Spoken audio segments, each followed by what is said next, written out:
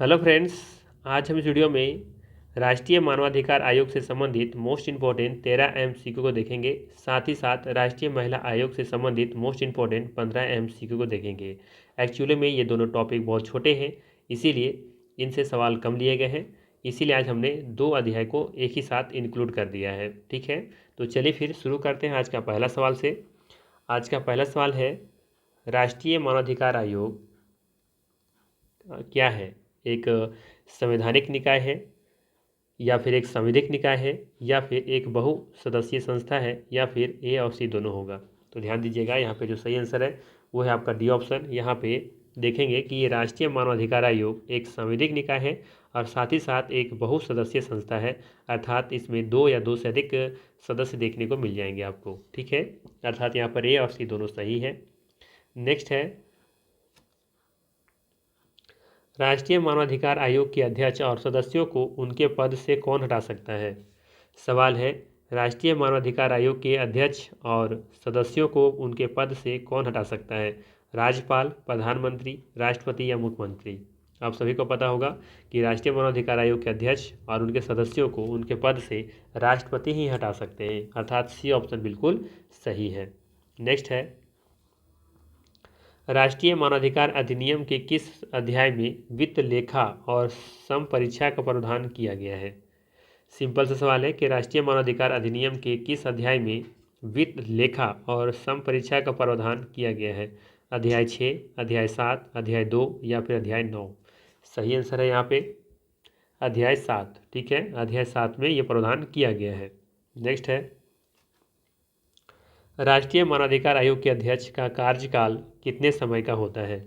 राष्ट्रीय मानवाधिकार आयोग के अध्यक्ष का कार्यकाल कितने समय का होता है? 5 वर्ष या 62 वर्ष तक, 5 वर्ष या 65 वर्ष तक, 6 वर्ष या 65 वर्ष तक, 3 वर्ष या 70 वर्ष तक? ध्यान रखिएगा, इसका जो सही आंसर है वो है डी ऑप्शन। ठीक है, 3 वर्ष तक या फिर 70 वर्ष तक। ठीक है, 3 वर्ष या 70 वर्ष तक। जैसे कहने का मतलब है, किसी की नियुक्ति अगर मान लेते हैं कि 68वां साल में उनकी नियुक्ति हुई है, तो इसका मतलब कि 68 69 70। ठीक है, तो यहाँ पे देखेंगे कि यदि 70 साल में अगर 70 साल कंप्लीट हो गया है और 2 ही साल तक उनका कार्यकाल चला, 3 ही वर्ष मतलब 2 ही वर्ष तक रहे, तो इसका मतलब है कि वो 70 साल में ही रिटायर कर जाएंगे। यानी कि उनका कार्यकाल कितना रहा? 2 साल का। 1 साल का भी हो सकता है, लेकिन मैंने कहने मतलब ये कि 65 में ही अगर उनकी नियुक्ति हुई तो 65 3 68 तक रहेंगे। ठीक है, 68 में ही नियुक्ति उसका क्या हो जाएगा, वहाँ से ये हो जाएंगे,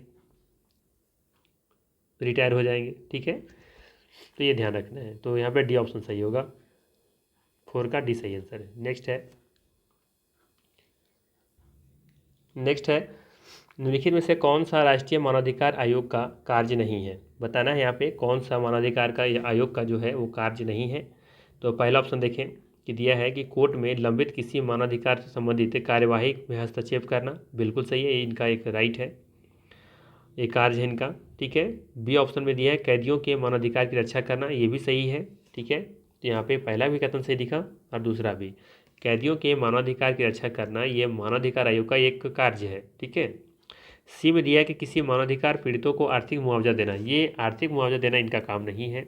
ठीक है, इनका न्याय दिलाना सिर्फ काम है, आर्थिक मुआवजा दिलाना देना काम नहीं है। हाँ, दिला सकते हैं लेकिन देने का इसका काम नहीं है। ठीक है, ये गलत हो गया। मानवाधिकार के क्षेत्र में शोध को बढ़ावा देना, हाँ ये सही है। तो यहाँ पे सिर्फ पूछा था कौन सा कार्य नहीं है, तो देखेंगे यहाँ पे सी, यहाँ पे सही आंसर हो जाएगा। नेक्स्ट है, राष्ट्रीय मानवाधिकार आयोग का मुख्यालय कहाँ स्थित है? जो ध्यान दीजिएगा, इसका सही आंसर दिल्ली होगा, दिल्ली में स्थित है। अच्छा, आप लोग कमेंट करके बताइए कि फिलहाल अभी राष्ट्रीय मानवाधिकार आयोग के अध्यक्ष कौन है। देखते हैं कितने लोग बता पाते हैं, कितने आप लोग की तैयारी मजबूत है। इसी से पता चलेगा कि आपकी तैयारी कितनी मजबूत है।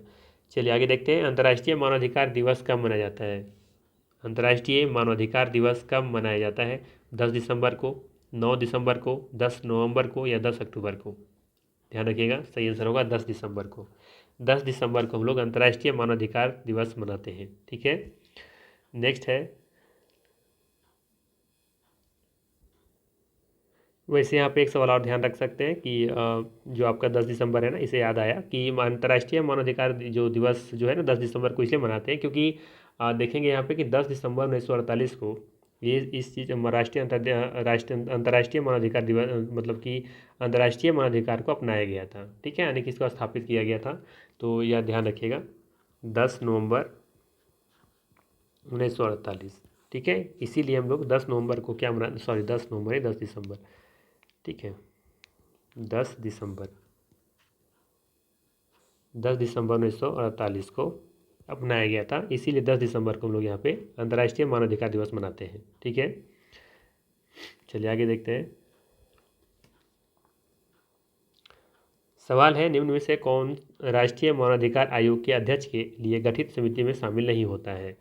सवाल है, निम्न में से कौन राष्ट्रीय मानवाधिकार आयोग के अध्यक्ष के लिए गठित समिति में शामिल नहीं होता है। राष्ट्रपति, प्रधानमंत्री, लोकसभा अध्यक्ष या मुख्य विपक्षी दल का नेता।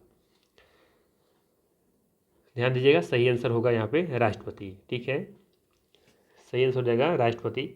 ये ऑप्शन यहाँ पे सही है। ठीक है, राष्ट्रपति राष्ट्रीय मानवाधिकार आयोग के अध्यक्ष के लिए गठित समिति में शामिल नहीं होते हैं। ठीक है, नेक्स्ट है, राष्ट्रीय मानवाधिकार आयोग का अध्यक्ष किसे बनाया जाता है। राष्ट्रीय मानवाधिकार आयोग का अध्यक्ष किसे बनाया जाता है, ये आपको बताना है।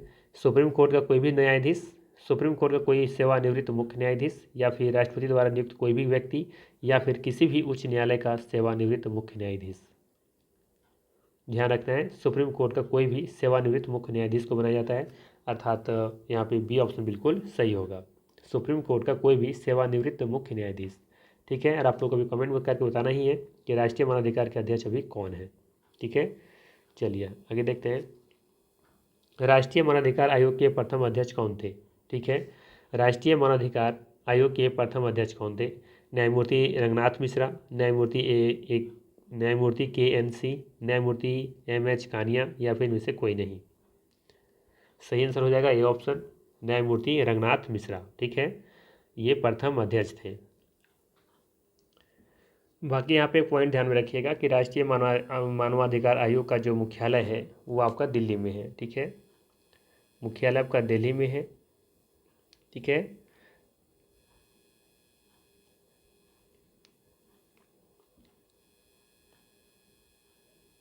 ठीक है, जबकि ध्यान रखिएगा कि यहाँ पे आपको ध्यान रखना, इस जो स्थापना हुआ था इसका 12 अक्टूबर 1993 को की गई थी। ठीक है, 12 अक्टूबर 1993 को, और इसका मुख्यालय आपको दिल्ली में बताना है। ठीक है, बाकी यहाँ पे ध्यान रखिएगा कि राष्ट्रीय मानवाधिकार आयोग के जो वर्तमान अध्यक्ष है वो है आपका अरुण कुमार मिश्रा, यानी कि AK मिश्रा। ठीक है, ध्यान रखिएगा AK मिश्रा, अरुण कुमार मिश्रा जी हैं अभी फिलहाल में राष्ट्रीय मानवाधिकार आयोग के अध्यक्ष। ठीक है, चलिए आगे देखते हैं। नेक्स्ट है, राज्य मानवाधिकार आयोग के अध्यक्ष एवं सदस्यों की नियुक्ति किसके द्वारा की जाती है।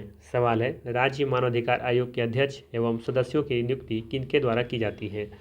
सही आंसर होगा यहाँ पे, ध्यान रखिएगा, जो सही आंसर है इसका वो है राज्यपाल के द्वारा। ठीक है, अगर वही सेंट्रल के बारे में बात करें, केंद्रीय मानवाधिकार आयोग के अध्यक्ष, तो याद रखें, यानी कि राष्ट्रीय मानवाधिकार आयोग के अध्यक्ष का जो नियुक्ति की जाती है वो राष्ट्रपति के द्वारा, लेकिन राज्य मानवाधिकार आयोग के अध्यक्ष का जो नियुक्ति की जाती है वो राज्यपाल के द्वारा की जाती है। नेक्स्ट है, मानवाधिकार संरक्षण अधिनियम 1993 की किस धारा लोक सेवा की परिभाषा दी गई है। ठीक है, फिर तो सुनिएगा, थोड़ा सा कट गया था सवाल। मानवाधिकार संरक्षण अधिनियम 1993 की किस धारा में लोक सेवक की परिभाषा दी गई है। याद रखना है आपको, धारा 2M में। ठीक है, अर्थात यहाँ पे डी ऑप्शन सही होगा, धारा 2M में दी गई है मानवाधिकार संरक्षण अधिनियम 1993 की लोक सेवा की परिभाषा। नेक्स्ट है, और इस चैप्टर का, इस अध्याय का अंतिम प्रश्न है, मानवाधिकार संरक्षण अधिनियम 1993 लागू है राज्यों की इच्छा पर, संपूर्ण भारत पर, केंद्र शासित प्रदेश पर, या जम्मू कश्मीर को छोड़कर सभी राज्यों पर। सही आंसर हो जाएगा संपूर्ण भारत पर, पूरे भारत पर लागू है ये मानवाधिकार संरक्षण अधिनियम 1993। ठीक है, अब हम लोग देख लेते हैं राष्ट्रीय महिला आयोग से संबंधित कुछ प्रश्न। इसमें पहला प्रश्न है, निम्नलिखित में से किस अधिनियम द्वारा राष्ट्रीय महिला आयोग की स्थापना की गई। सवाल है, निम्नलिखित में से किस अधिनियम द्वारा राष्ट्रीय महिला आयोग की स्थापना की गई। राष्ट्रीय महिला आयोग अधिनियम 1990, राष्ट्रीय महिला आयोग अधिनियम 1991, राष्ट्रीय महिला आयोग अधिनियम 1992, या फिर राष्ट्रीय महिला आयोग अधिनियम 1993। सही आंसर हो जाएगा ए ऑप्शन। ठीक है, राष्ट्रीय महिला आयोग अधिनियम 1990। नेक्स्ट है, राष्ट्रीय महिला आयोग में सम्मिलित होते हैं एक अध्यक्ष 3 सदस्य, या फिर एक अध्यक्ष 4 सदस्य, एक अध्यक्ष या 5 सदस्य, या फिर एक अध्यक्ष और 6 सदस्य। ध्यान रखना है एक अध्यक्ष समेत 5 सदस्य। ठीक है, ठीक है, ध्यान रखिए सी ऑप्शन सही होगा, एक अध्यक्ष होगा और 5 सदस्य होंगे। नेक्स्ट है, राष्ट्रीय महिला आयोग के अध्यक्ष व सदस्यों का कार्यकाल कितना होता है। राष्ट्रीय महिला आयोग के अध्यक्ष व उनके सदस्यों का जो कार्यकाल होता है वो कितने वर्ष का होता है। 4, 5, 3, 6। सही आंसर हो जाएगा 3 वर्ष का। ठीक है, 3 वर्ष का इसका सही आंसर है। नेक्स्ट है, राष्ट्रीय महिला आयोग की प्रथम अध्यक्ष कौन थी। राष्ट्रीय महिला आयोग की प्रथम अध्यक्ष कौन थी। मोहिनी गिरी, जयंती पटनायक, पूर्णिमा अडवाणी, या फिर गिरिजा व्यास। सही आंसर हो जाएगा जयंती पटनायक। ठीक है, बी ऑप्शन यहाँ पे सही होगा। यहीं पे अगर यदि आपसे पूछ लिया जाए कि राष्ट्रीय महिला आयोग के वर्तमान अध्यक्ष कौन है, तो याद रखिएगा रेखा शर्मा। ठीक है, सही आंसर होगा रेखा शर्मा।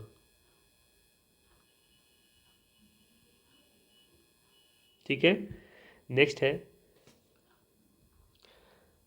राष्ट्रीय महिला आयोग के अध्यक्ष व सदस्यों की नियुक्ति कौन करता है। राष्ट्रीय महिला आयोग के अध्यक्ष एवं सदस्यों की नियुक्ति कौन करता है, तो याद रखना है राष्ट्रपति करते हैं। बी ऑप्शन यहाँ पे सही होगा। नेक्स्ट है,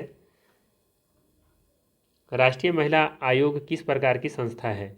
संवैधानिक है, संवैधानिक है, बहु सदस्यीय है, या फिर ए और सी दोनों होगा।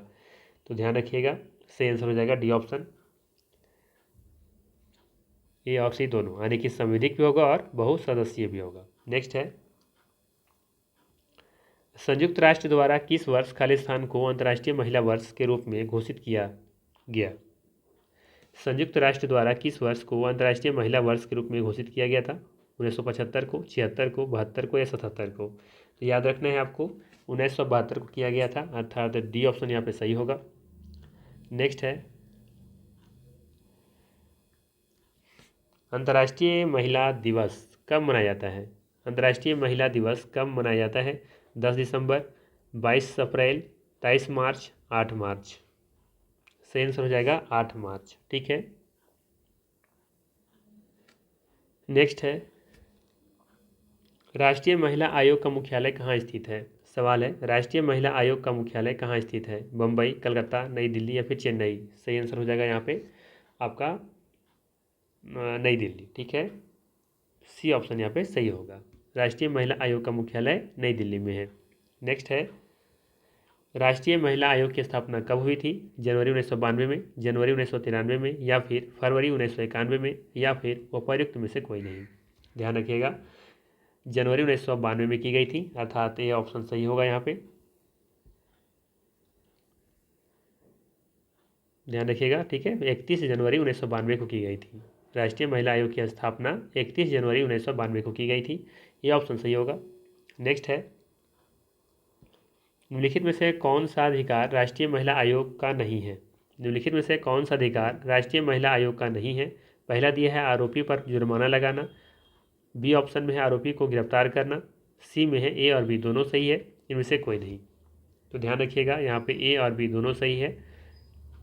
ठीक है, निम्नलिखित में से कौन सा अधिकार राष्ट्रीय महिला आयोग को नहीं है। तो आरोपी पर जुर्माना लगाना ये भी अधिकार नहीं है, और आरोपी को गिरफ्तार करना ये भी राष्ट्रीय महिला का अधिकार आयोग का अधिकार नहीं है। ठीक है, नेक्स्ट है,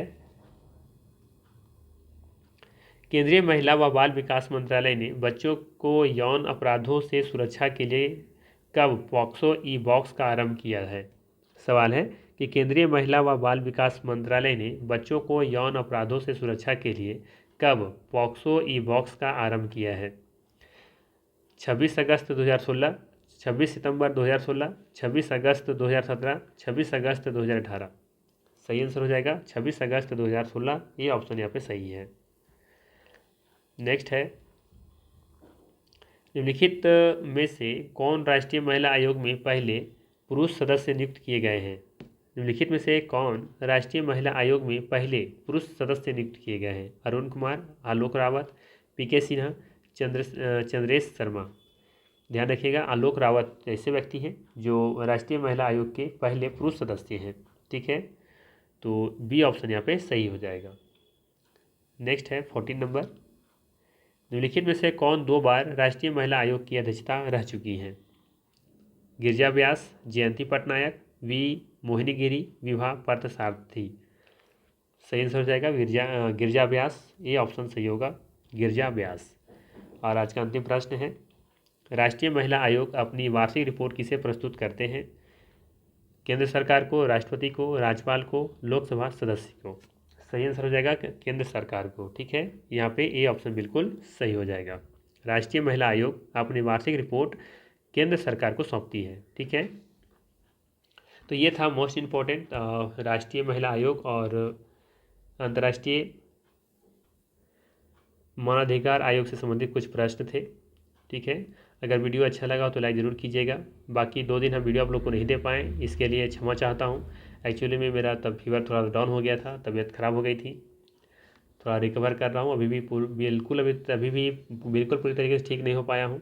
ठीक है, लेकिन फिर भी आप लोग के लिए मैं वीडियो बनाया हूँ। अगर वीडियो अच्छा लगा हो तो लाइक ज़रूर कीजिएगा, सपोर्ट कीजिएगा। बाकी मिलते हैं हम लोग फिर इसी तरह के नेक्स्ट वीडियो में। Thanks for watching.